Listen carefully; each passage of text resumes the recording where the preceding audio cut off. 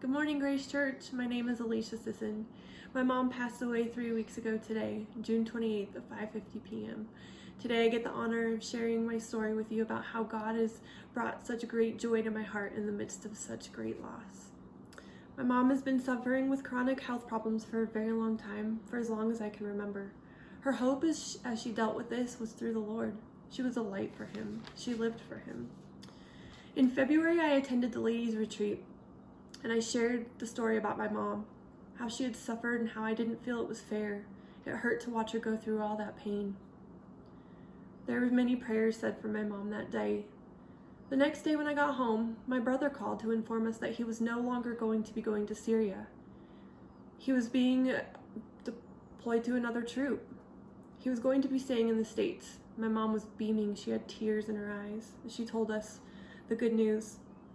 I just smiled and I told her I knew something big like this was going to happen for you, for your heart. She asked why I said that. I told her we had been praying for you. She looked up and said, "You prayed your brother out of Syria." She believed in the power of prayer. She believed in Jesus. Thank you all for all your prayers and all your support during all of this. My mom went into the hospital on June 8th. We found out she had a very severe kidney infection. Many doctors who didn't know her history pushed to get her to go to a rehab center. My mom wasn't able to walk or move on her own. They thought if she could get rehab, continue to get antibiotics, she would get stronger.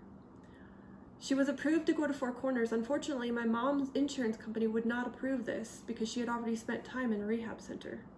So my dad was encouraged to apply for Medicaid so that she could go to rehab and get the strength back. In the meantime, my mom's confusion began to worsen as well as her pain. It was hard to watch day after day as she suffered, and she hurt so badly. One of the nights after spending the day with my mom, I just came home and dropped to my knees and I pled to the Lord. It was so hard. I didn't know what to do, what to think. And the next days, God continued to show me things about prayer. Whether it was a Facebook post or a quote, a picture, a podcast, I knew He was trying to tell me something, so I listened. He led me to Jeremiah 29:11-14. "For I know the plans I have for you, declares the Lord, plans to prosper you, not to harm you, plans to give you hope and a future." I encourage you to read the context of these verses. It was not an ideal situation, just like my mom's situation was not ideal. But I received so much hope through these verses. This is a message to God's people who were not in an ideal situation, and what I wrote in my journal that night was this: no matter what happens with my mom, whether she lives or she continues to struggle or she passes, God is in control. He loves her and He knows the plans He has for her life. The song "Trust and Obey" continued to play in my head day after day. In the days following this, a doctor who knew my mom and her history came onto the floor and took care of my mom. She knew something was not right. She ordered a CT scan on Tuesday morning. She realized that something was happening with the infection. Friday morning, a friend came over to my work and prayed with me during lunch. After she left, I went back into my office and received a phone call from the hospital to go see my mom. The doctor wanted to talk to us. The doctor came into the room. It was the hospice doctor. She informed us the infection had taken over my mom's body. There was nothing more that they could do. It was time to take my mom home. It's hard to explain adequately what happened. The next couple of hours following the news. But ultimately, we had peace. We knew we were being a gift that not many people have. The opportunity to say goodbye. My mom had been confused for so long, but the confusion vanished. She truly had peace. We spent hours talking and laughing, sharing stories and things she wanted me to share with other people. My brother's in the military, as I mentioned. In order for him to come home to see my mom, took the approval of our 2-star general. He made it home in 24 hours, the fastest he's ever made it home in the 18 years that he has served in the military. And remember, he was supposed to be in Syria. He wasn't supposed to be able to fly due to COVID, but supposed to doesn't stop God.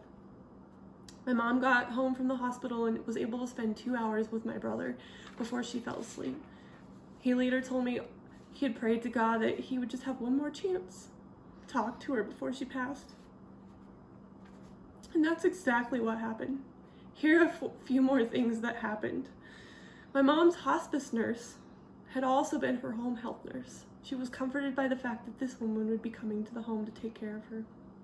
Garrett and I had been planning our annual camping trip, and I had already made arrangements to be away from work. I didn't have to worry about any of that. We had reserved a cabin, and the refund we got from that reservation covered the costs of flying my daughter home. Lots of family and friends had been in and out that last day in my mom's room saying her goodbyes, but for whatever reason, everyone kind of just cleared out. My dad came into the room and sat next to me on the bed. He called my brother in. My brother sat down next to my mom, and my mom just stopped breathing. It wasn't dramatic or scary. It was peaceful and beautiful.